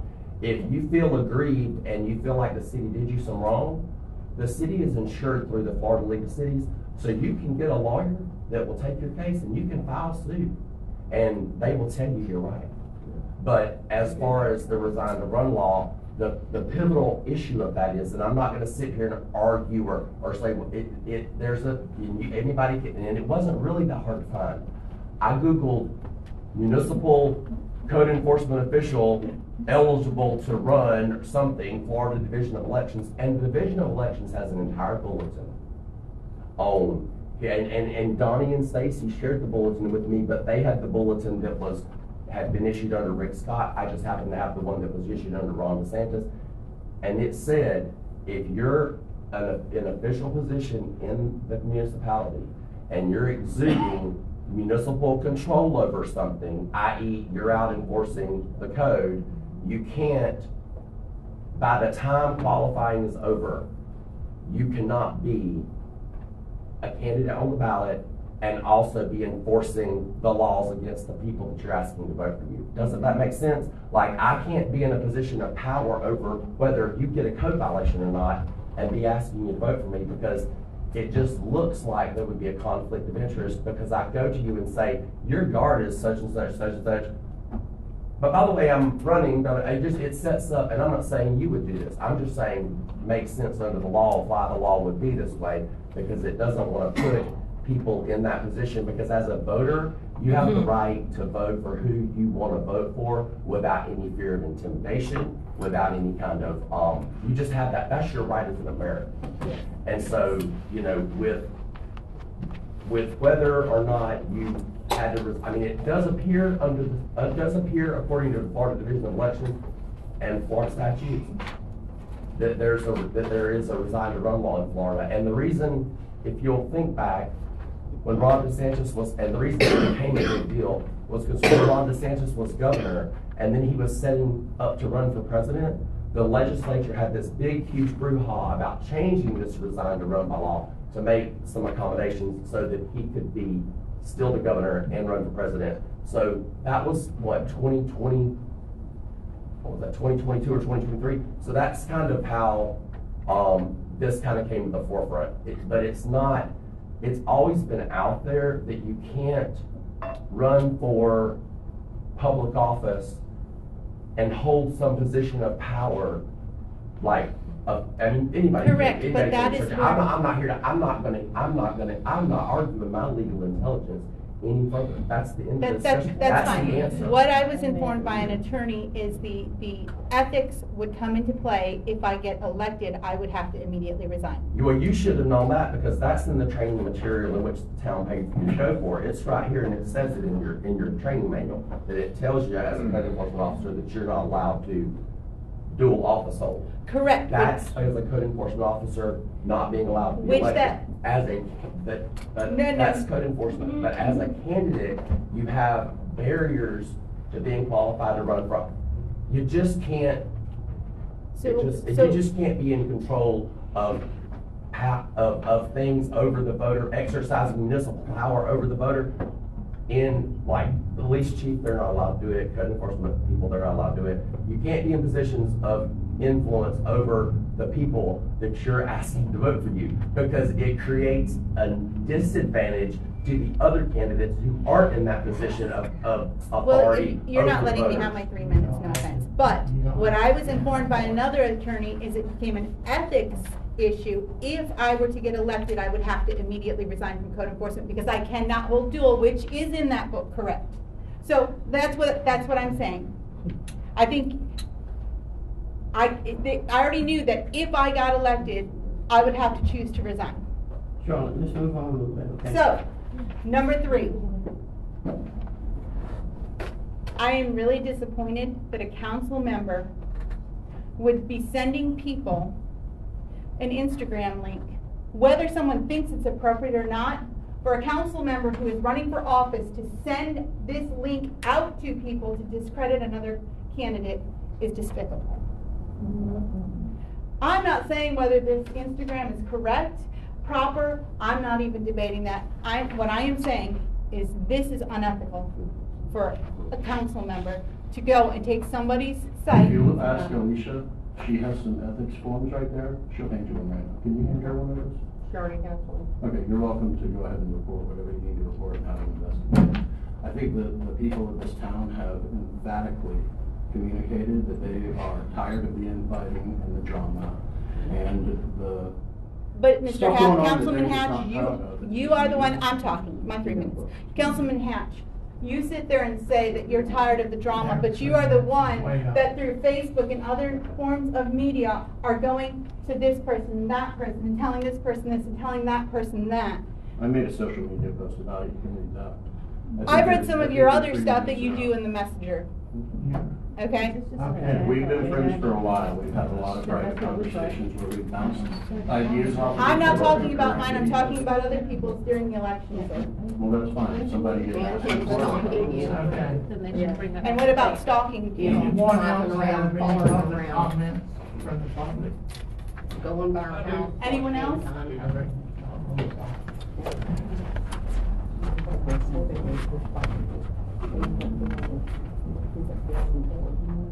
How y'all doing? Danny Griffith, 1013 Unnamed Road. These are just questions for the council, because I know we're getting ready to change some hands.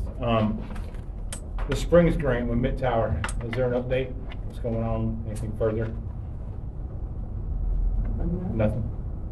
The river's been flooded, so. I understand, but I mean, I'm just asking simple, like, every month if there could be an update. Like, they're still working on it, they're waiting on something, they got a death in the family, you know, the company went out of business.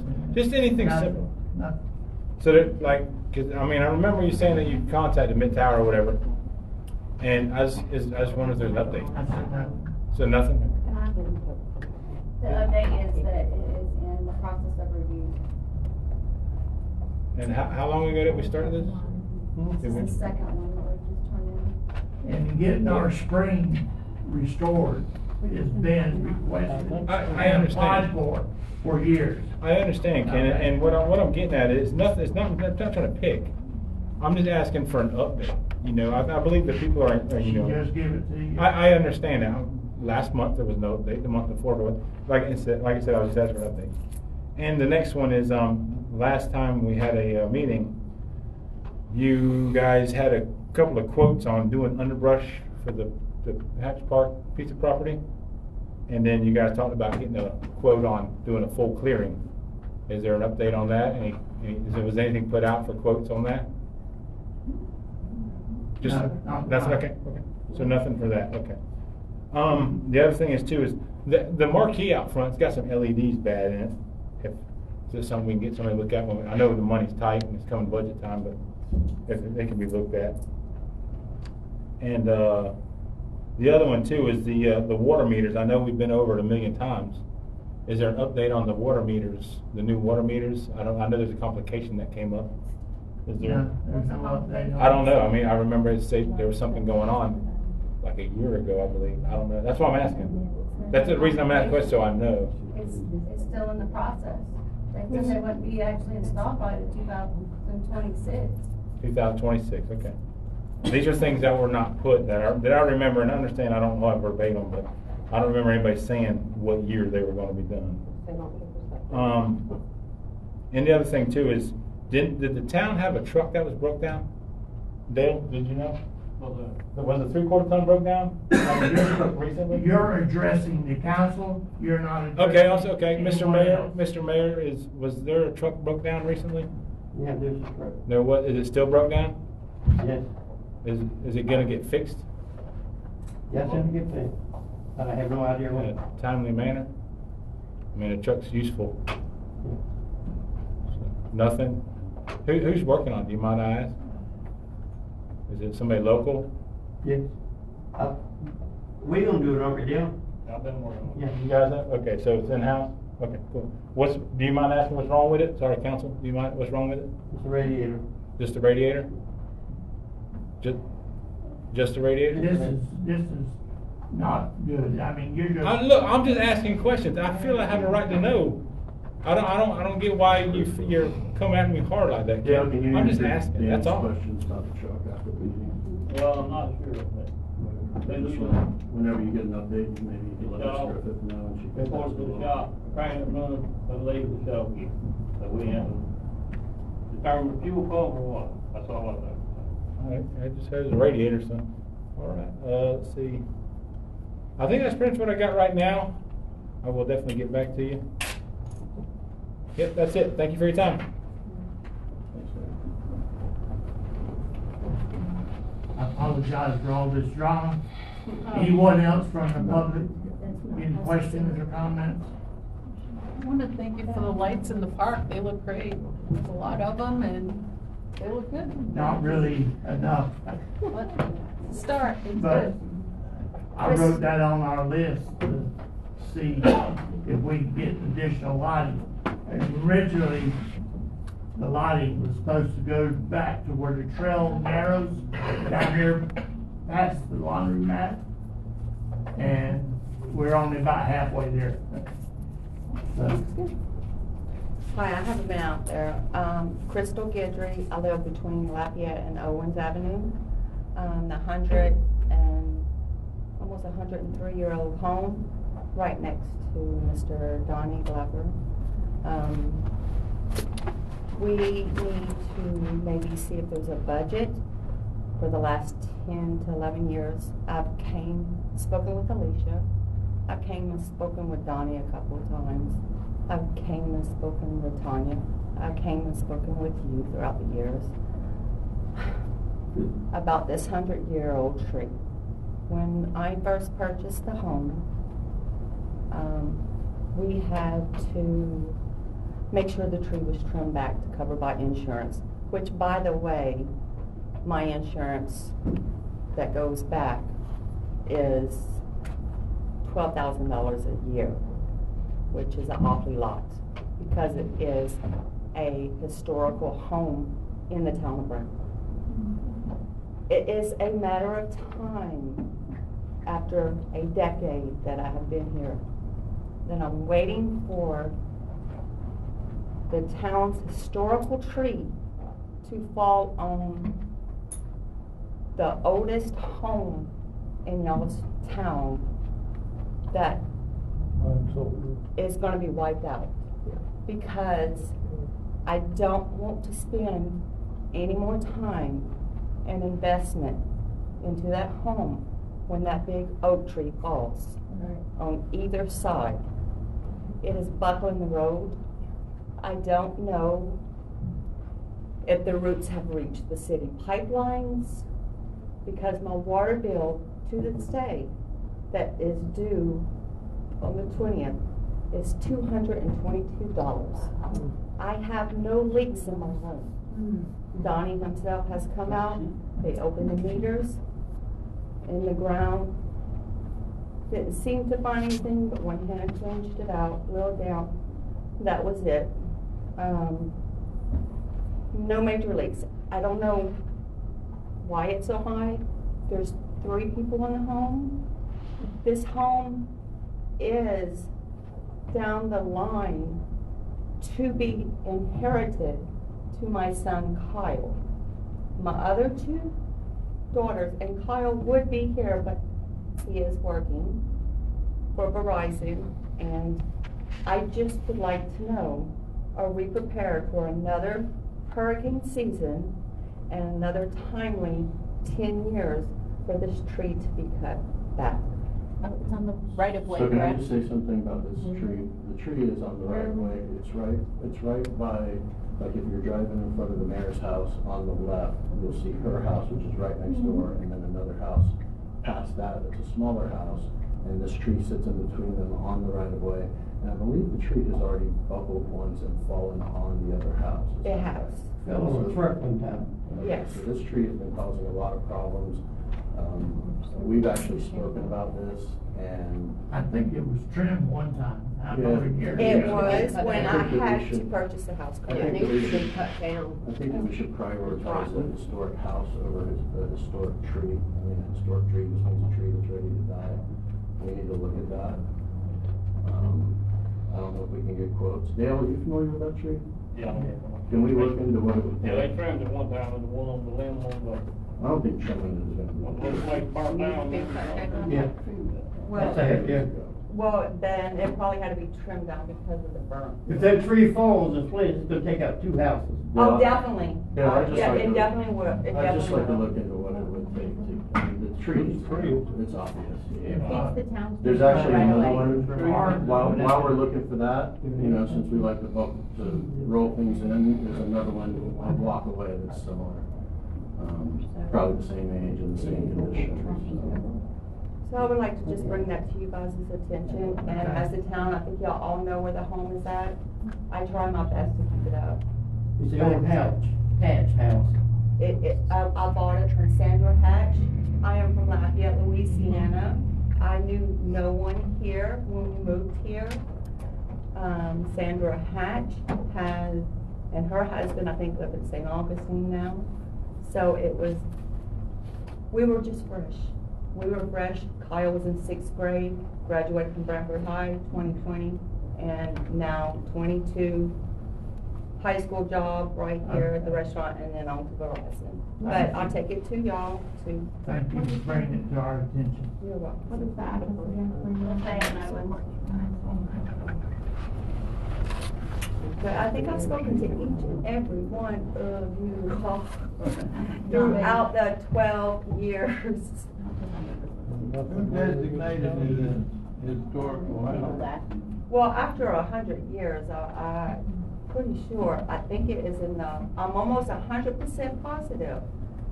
I would have to do research on it. It is in the architectural, historical, because of the cypress pillars that came out of the Swanee River that I tried to keep up with from deterioration. The reason I've had experience with another building in town. And once you designate it as historical, then you got to upkeep a certain degree. and That's correct. That's why your $12,000 a year bill. I only have one insurance. There's only one insurance company that will insure you, but my time is up right now. And, we can discuss insurance, but I only have one We'll insurance. look into your tree. Thank you so much.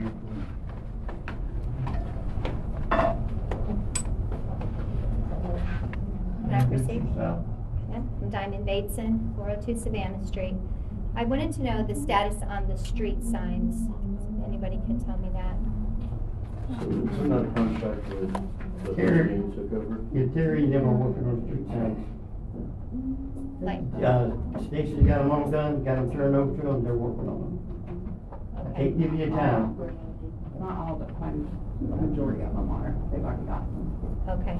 And you just have to come and pick the rest. So is it just like one or two people putting them up all across town, or how are we doing that?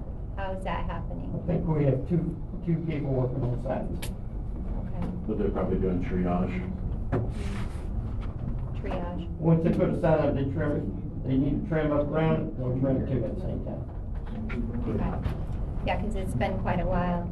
And then the other thing that I wanted to bring up is that, you know, I was able to spend a little bit of time on the council back in 2019 and 2020. And even then, you know, there were certain individuals that were very much degrading in a lot of ways, especially to our mayors. Even when there was Mickey Dempsey on there, and even with Mayor Donnie, I'm hoping that's going to change, or maybe there's such a thing as karma.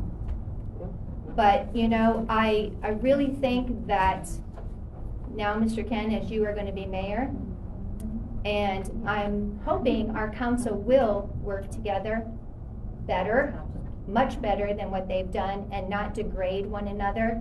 I know when I was on the council, I felt like I was always asking too many questions and things like that, and it's really uncalled for. You all represent us, and we are the ones that pay the taxes here, and I feel like you just have the way that you conduct sometimes yourself in treating each other is totally uncalled for. And I don't know whether it's a power thing or whatever it is, but for us, it needs to stop. Because we come here as citizens, you are representatives, and we expect you to treat one another correctly and be fair and honest, and especially honest and with integrity. And I know firsthand because I sat in the very seat that Stacy's sitting in, and I know exactly how I felt. And that is the one reason why I didn't run the last time, because of the way I was treated. And I don't mind saying, Mr. Ken, that was from you.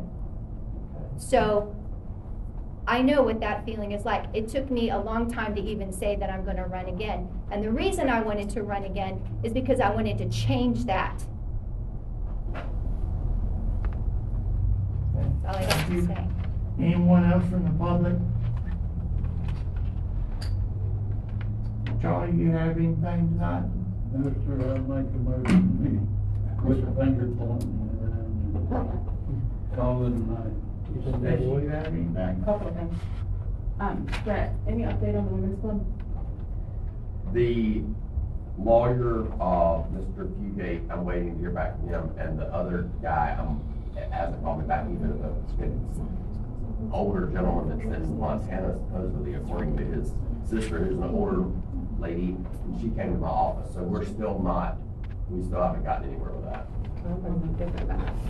And what the Form 6, you emailed us about that. What is all that going on with that? So what happened is on last Monday, it would have been June 10th, a federal court judge in the Southern District of Florida, which is South Florida counties in the federal court system, took up because 100 and something units, 150 plus municipal officials had filed a lawsuit because in last legislative session, the legislature required municipal elected officials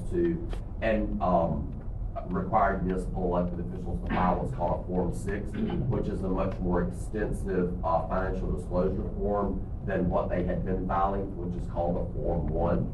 So a lot of these municipal officials, for example, in your town of Branford, how much money do y'all make to be on here? I'm just asking. I'm not sure. I don't know exact number, but I think it's 600 and 700. It's like a small number, right? So to come up here and serve and put up with all of this for that much money a month, the legislature said that you have to provide to me every creditor you have, every asset you have, the value of your assets. If you have stock portfolios, not just that you have a stock portfolio with Edward Jones, who is every stock in your portfolio, and you need to disclose that all to the general public. So what the federal court judge in Miami did was, and that was supposed, this information used to be transmitted to the Supervisor of Elections. In this new legislation, it was going to be transmitted to the Florida Commission on Ethics. What this federal court, and it was all due July 1. So what this federal court judge did is the federal court judge, because in the lawsuit, the plaintiffs essentially were able to get the federal court to do an injunction to stop the Commission on Ethics from collecting these Form 6s from these municipal officials. Because now, bear in mind, some people who are your governor, your senators, your state representatives, your constitutional officers, and these people are also all making in the 6 figures and have staff and have, they have all of that. They have to file this Form 6. But people like who serve on councils like this, in my opinion, what it really would do is it will stop people from wanting to serve, because it's like, not only do I have to put up with what I have to put up with to do this job, but then I have to tell everybody all my business. And some people just not gonna do that. I mean, it's already hard enough for people to serve. So right now, what you all are under, and that's why I emailed you all individually, what you're under is the requirement that July 1, your former requirement was that you file the Form 6, the more expensive one. Right now, to meet that requirement for the July 1 deadline, if you haven't already filed a Form 6, but in your cases, since you qualified to run for office, I think you all filed the Form 6s already. So your Form 6s have already been filed. But if that had not been the case, if, for example, a lot of municipalities and things, their elections yours just happened to fall at an inconvenient time for this scenario. But if your election hadn't been, and your election was like in November, and you had until June 15th to fill out your qualifying paperwork, you could have just done the Form 1. A lot of people who are municipal officials that are running in November or have later elections in their charter, they're filing the Form 1s. And I don't know where it's gonna end up, because ultimately the Florida Commission on Ethics could win. The officials could be required to file this Form 6. I mean, the Form 6 is pretty extensive, to the extent that when you go online, it says, do you have a lawyer or CPA helping you file this form? So think about that. These people making $600 a month. Now they gotta go get a lawyer or CPA to help them figure out how to disclose all of whatever is in their, and I'm not thinking anybody up here sitting on $50 billion and has, $10 billion in Apple stock. And if they did, it ain't like the town of Branford's doing business with Apple. You might buy a computer, but anyway, that's what that was about. So do we need to do Form 1? If you've already filed the Form 6 and have because Alicia had said that, she said they've all filed the Form 6. I said, okay, because when it happened, I have 26 of you guys. So I'm sending to everyone, so you all are up to stuff too, because you're gonna be getting it, whether you have filed it or not, the information was affecting all municipal officials, and I want you guys to have whatever. I don't wanna say, well, I'm gonna go over here and give the town of Lee council this information, but Branford, I don't think they really need it. So I want you to have the same thing that my other clients have. So is that Form 6 then, Your Form 6, you're good. You've met your by file. Well, now hang on. You're talking about for your, but that was for your candidacy and your supervisor elections. I had already done mine too, but that's why I'm asking, is that gonna be deleted? No. Or is that still public information, or how? Unfortunately, right now, there's no order to delete it. There's only an order for them to stop collecting it. So if you've provided your data, the Commission on Ethics has your data, and now your data is a matter of public record. Yeah. They're gonna find out. Okay, then just, Jay, did we ever get an update about the gun shop and all that, the building with that? He was like loading up his truck back there, talking a big game about. Right, and there's been nothing. What was he claiming? Antique. He was gonna do some antique. I just see that as flag anything. kicking the can down the road, trying to divert our attention. We probably need to, now that we have maybe a more effective council, get back on that. We'll talk about it, right? It's just a building that is a hazard to both Miss Griffith's business and my sister's business. Like, share adjacent walls with it, and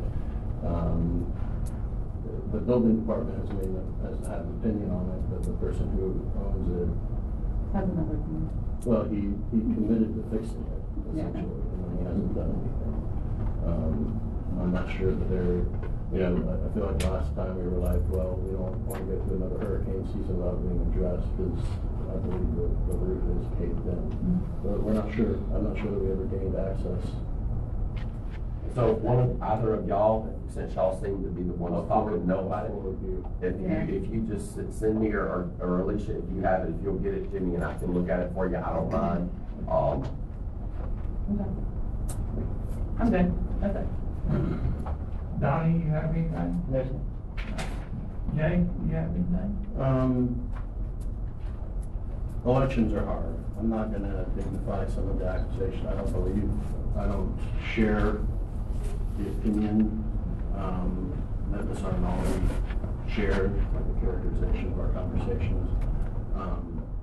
I will say to the fire department that I did change my mind on you guys a couple times, and that came from talking to you guys, figuring out what you were doing, getting to know you, getting to know what you've done in the past. I'm not going to say that I came into this position knowing everything there is to know about being the councilman, but it's my job to find those facts and talk to people and figure out what the right position is. So my position on the fire department has evolved, and I just want you to know that, because I did hold a different position on the fire department previously. And I'm not ashamed to say that I can change my mind when faced with evidence to the contrary of what I believe. I think that's all of our jobs, and I hope that all of us are willing to do that.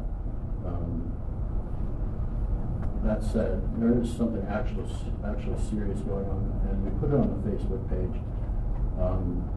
this afternoon. Someone else mentioned it, but Miss Jana Roberts was in a very tragic accident. We don't really have accurate updates. I'm sure you can follow her story online, but we did post a bunch of fundraisers that are currently going on for her benefit to the town Facebook page. If you guys want to check that out, and just, you know, if you can participate or just share it, I think it'll be really, really beneficial to the family when something like that happens. The family needs all the community support they can get. That's all. Alice, you have anything? Yes, Stacy, you and I talked back, we've been wanting to do what's called River League of Cities meeting here. I'm good with that. Okay, I thought you was on this email, but you're not. It's to Tank and to me and Ken. From Jenny? Yeah, she's not in September, I was going to do it in October. Yeah, because she emailed me about it, and I'm glad you brought that up. She said that their dates are all filled up, and, because I said I thought we were doing October, and she said that that's all the dates, our calendars are booked for October, and we'd like to meet late September, possibly September 26th, is what she said. On Thursday? Yes, ma'am. And another reason was, I knew you had talked to sisters. Danny had talked to them, yeah. Yeah. We want to reach back out to them. Yeah, but we don't have any clue. It's kind of hard, because one meeting we go to, there's not many, next meeting we go to, there's a room full. Right. So, of course, the last time we had one of the sisters, in fact, the whole place was full. The last time we had one, that's been 4, 5, 6 years ago, I believe. So, yeah, if you reach out to sisters, Okay. and we'll just tentatively plan for the 26th of September. Can you make note of that, September 26th? There is one River League of Cities meeting here in Branford. Miss Alice, I know I'm talking out of turn, but this is just to help you with that. Miss Pack said that we need to get with her closer to the date because she's having trouble with health. Well, I knew she was, so that's, yeah. That's where, I don't know if you guys have a backup idea. Okay. I'm glad to put some time in and talk to people we can. I don't mind, but that's the last update from Miss Pack.